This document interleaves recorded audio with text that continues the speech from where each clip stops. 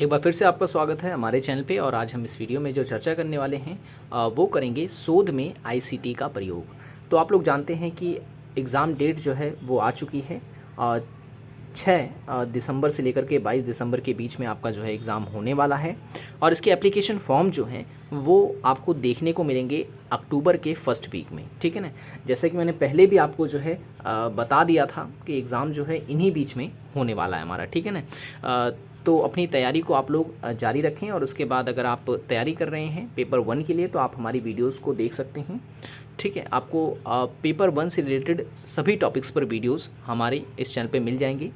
और जिस तरीके से ये मैंने वीडियो बना रहा हूँ हैंड रिटन नोट्स के ऊपर, और पहले की जो वीडियोज़ हैं मैंने हर टॉपिक पर इसी तरह से बना रखी है। तो अगर वो वीडियोज़ आप देखना चाहते हैं तो लिंक मैंने इस वीडियो की डिस्क्रिप्शन में दे दी है, क्लिक करके आप देख सकते हैं।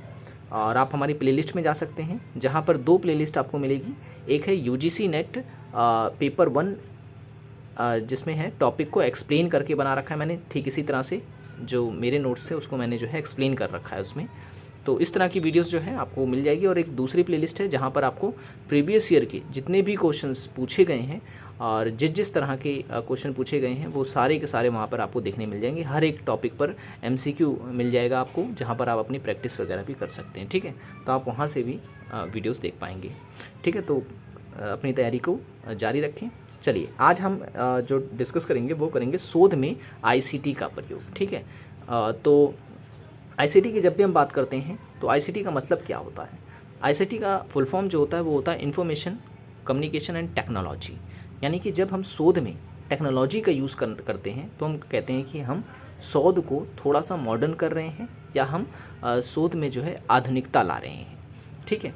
अभी आधुनिकता कई तरह से हो सकती है। जैसे कि अगर देखिए पहले की अगर मैं बात करूँ तो शोध का जो कार्य होता था वो किताबों पर आधारित होता था और चर्चाओं पर आधारित होता था, ठीक है। अगर कोई भी व्यक्ति शोध करता था तो वो क्या करता था, विषय से संबंधित पुस्तकों को खोजता था, या तो फिर वो प्रत्यक्ष आंकड़े जो है इकट्ठे करता था, ठीक है। प्रत्यक्ष आंकड़े इकट्ठे करता था, सर्वे वगैरह करता था, ठीक है। लेकिन अब जो है क्योंकि वैश्वीकरण का दौर है तो यहाँ पर आईसीटी का जो इम्पोर्टेंस है वो बहुत तेज़ी से बढ़ चुका है और शोध में तो इसका कुछ ज़्यादा ही महत्व बढ़ा है। जैसे कि सबसे पहले बात करते हैं दस्तावेज प्रबंधन की। पहले क्या होता था शोध में कि जो भी थीसिस वगैरह होती थी, जो भी डेटा वगैरह होता था वो हम पेपर या कॉपी आदि पे लिखते थे। लेकिन आज आप देखेंगे कि जो डेटा होता है उसे हम अलग अलग तरह से रखते हैं। जैसे कि आप देखेंगे जितने भी मैंने यहाँ पे लिख रखे हैं ये सारे के सारे आईसीटी के एप्लीकेशंस हैं जिनका यूज़ किया जाता है जो डॉक्यूमेंट होते हैं उसको मैनेज करने में। जैसे गूगल ड्राइव का नाम आपने सुना होगा। सबके फ़ोन में जो है ये गूगल ड्राइव नाम का ऑप्शन जो है होता है, जिसमें आप अपनी फ़ाइलों को जो है सेव करके रख सकते हैं, ठीक है। सेव करके रख सकते हैं और काफ़ी बड़ा मतलब इसमें कैपेसिटी होती है, तो लोग इसमें जो है वीडियो, ऑडियो, इमेज और पीडीएफ वगैरह सब इसमें सेव करके रख सकते हैं। आपके पास अगर फ़ोन है तो आप इसमें चेक करें तो गूगल ड्राइव नाम का फोल्डर्स आपको मिल जाएगा जहाँ पर आप सब कर सकते हैं। ठीक उसी प्रकार से एक ड्रॉप बॉक्स होता है, इसमें भी आप जो है अपना डॉक्यूमेंट वगैरह रख सकते हैं। गूगल डॉक्स जो कि सबसे ज़्यादा प्रचलित है, गूगल ड्राइव और गूगल डॉक्स सबसे ज़्यादा यूज़ किया जाता है। और फिर MS स्काई ड्राइवर है, ठीक है ना। तो ड्राइव इसका भी यूज़ किया जाता है डेटा को रखने के लिए, डॉक्यूमेंट वगैरह रखने के लिए। और MS ऑफिस जो होता है ये भी यूज़ होता है, ठीक है ना। इसी के अंदर तो सारे के सारे डेटा बनते हैं हमारे, ठीक है। इंटरनेट उपकरण, अब देखें यहाँ पर कुछ ऐसे उपकरण टूल्स हैं इंटरनेट के जो काफ़ी यूज़ करते जाते हैं। जैसे गूगल का यूज़ सबसे ज़्यादा यूज़ होता है अगर किसी टाइप की आपको इन्फॉर्मेशन चाहिए। इवन अगर लोकेशन भी आप जानना चाहते हैं तो भी आप गूगल मैप पे भी जाते हैं, ठीक है। तो गूगल का जो भूमिका है वो सबसे अधिक है। फिर उसके बाद याहू है, एक्सिटी है, ठीक है ना, एक्साइट है, फिर अल्टा विस्ता है। ये ऐसे उपकरण हैं जिनका यूज़ होता है, ठीक है ना। और नेक्स्ट है ऑनलाइन डेटा संग्रहण हेतु भी जो है कुछ ऐसे कह सकते हैं कि एप्लीकेशंस होते हैं जिनका यूज़ हम लोग करते हैं शोध में, ठीक है। तो इनका यूज़ बेसिकली किया किस लिए जाता है, डेटा को कलेक्ट करने के लिए। सबसे पहला है ऑनलाइन फॉर्म, ठीक है ना। ऑनलाइन फॉर्म आपने देखा होगा, अगर आप किसी मास्टर वगैरह के स्टूडेंट होते हैं तो जो PhD वाले स्टूडेंट होते हैं वो आपसे जो है कुछ फॉर्म आपको शेयर करते हैं जिसमें कुछ इन्फॉर्मेशंस होती हैं वो आपको शेयर करनी होती है, ठीक है ना। तो सबसे ज़्यादा आज के समय में यूज़ हो रहा है ऑनलाइन फॉर्म, ठीक है ना। डेटा के लिए सबसे अच्छा माध्यम इस समय बन चुका है। तो जितने भी जो पीएचडी के स्टूडेंट होते हैं वो इसका यूज़ करते हैं डेटा कलेक्ट करने के लिए।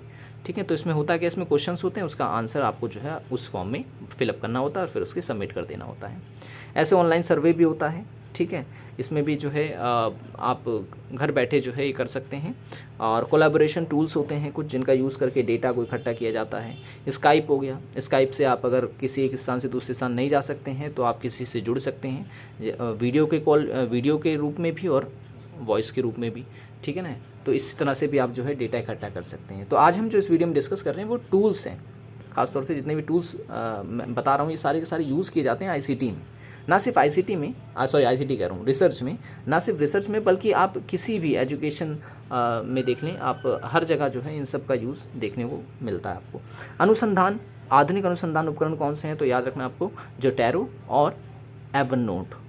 ठीक है, इनका यूज़ मॉडर्न रिसर्च में पड़ा है।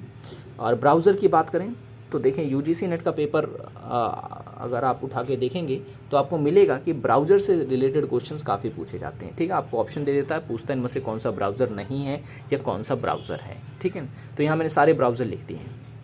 लेकिन ब्राउज़र होता क्या है? एक वेब ब्राउज़र एक सॉफ्टवेयर एप्लीकेशन है। पहली बात तो याद रखना आपको क्या है, ये एक सॉफ्टवेयर एप्लीकेशन होता है जो उपयोगकर्ता को टेक्स्ट के साथ प्रदर्शित करने और बातचीत करने में सक्षम बनाता है। ठीक है ना, आप देखा होगा आपको अगर कुछ सर्च मारना होता है तो सबसे पहले आप ब्राउज़र खोलते हैं, उस ब्राउज़र में फिर आप सर्च इंजन सर्च करते हैं, गूगल पे जाते हैं और फिर गूगल से आप जो है कुछ सर्च मारते हैं। ठीक है ना, तो गूगल जहाँ पर आपको देखने को मिलता है वो ब्राउज़र कहलाता है। ठीक है ना, गूगल क्या है? गूगल एक सर्च इंजन है। तो कौन कौन से ब्राउज़र होते हैं तो आपको याद रखना है, माइक्रोसॉफ्ट इंटरनेट एक्सप्लोरर जो कि सबसे पुराना और सबसे अहम माना जाता है। उसके बाद से मोजिला फायरफॉक्स, ओपेरा, नेटस्केप और गूगल क्रोम और सफारी। ठीक है ना, ये सारे ब्राउज़र हैं जिनका यूज़ किया जाता है इंटरनेट पे। और डीबीएमएस की अगर हम बात करें यानी कि डेटा बेस मैनेजमेंट सिस्टम, इसका भी जो रोल है वो काफ़ी ज़्यादा है। ठीक है ना, और ये एक प्रकार का सॉफ्टवेयर होता है जो डेटाबेस को प्रबंधित करने के लिए डिजाइन किया जाता है। ठीक है ना, कौन कौन से इसमें शामिल होते हैं तो याद रखिए, इसमें माइक्रोसॉफ्ट एक्सेस, पैराडॉक्स और डीबॉक्स सेकंड या थर्ड, या FoxBASE, Visual, FoxPro और फाइल मेकर प्रो आदि का यूज़ किया जाता है इसमें। ठीक है, और ओपन सोर्स अगर पूछ ले आपसे, ओपन सोर्स डीबीएमएस पैकेज कौन सा होता है तो ओपन सोर्स का मतलब क्या होता है पहले ये समझ ले। ओपन सोर्स का मतलब होता है ऐसा एप्लीकेशन जिसका यूज़ करने के लिए आपको पैसे नहीं देने पड़ते हैं और फ्री होता है, जिसे हम कहते हैं ओपन सोर्स। ठीक है ना, तो माई एसक्यूएल हो गया, पोस्टग्रे एसक्यूएल हो गया और फायरबर्ड हो गया है, तो ये हैं ओपन सोर्स वाले जिनका यूज़ जो है किया जाता है फ्री ऑफ कॉस्ट। ठीक है, और अगर डेटा विश्लेषण उपकरण की हम बात करें तो कुछ ऐसे भी एप्लीकेशंस बने हुए हैं जिनका यूज़ किया जाता है डेटा को एनालिसिस करने में। ठीक है ना, तो यहाँ पर मैंने वो भी लिख रखे हैं, जैसे MS एक्सेल हो गया। अब MS एक्सेल का इस समय तो यूज़ बहुत ज़्यादा होता है क्योंकि आपने देखा होगा, आपने कोई डेटा इकट्ठा किया, ठीक है, अब उस डेटा से रिलेटेड आप उसको एडिशन करना चाहते हैं, सब्ट्रैक्शन करना चाहते हैं या उसे ग्राफ के रूप में दिखाना चाहते हैं। ठीक है ना, सुंदर से सुंदर तरीके से अगर आप उसे प्रस्तुत करना चाहते हैं तो आप एक्सेल का यूज़ कर सकते हैं। बहुत ही अच्छी तरीके से इसमें आप डेटा को शो कर सकते हैं। ठीक है, और शो कर सकते हैं और उसके बाद एनालिसिस करके बाकायदा दिखा सकते हैं इसमें।